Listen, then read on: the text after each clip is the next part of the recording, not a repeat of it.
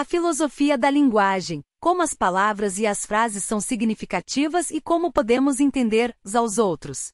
A filosofia da linguagem é uma área da filosofia que se dedica a compreender como as palavras e as frases são significativas e como podemos entender aos outros. Desde os tempos antigos, filósofos como Platão, Aristóteles e Wittgenstein se preocuparam com questões relacionadas à linguagem e à comunicação. Uma das principais questões da filosofia da linguagem é como as palavras e as frases adquirem significado.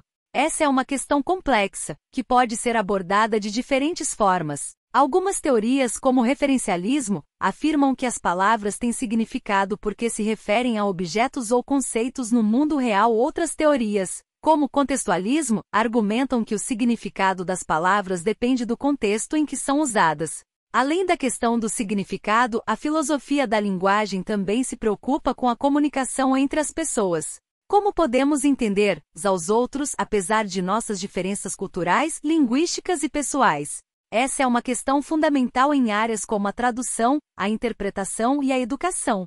Uma das teorias mais importantes na filosofia da linguagem é a teoria da referência direta. Essa teoria afirma que as palavras se referem diretamente aos objetos no mundo real. Por exemplo, a palavra cadeira se refere diretamente à cadeira em si.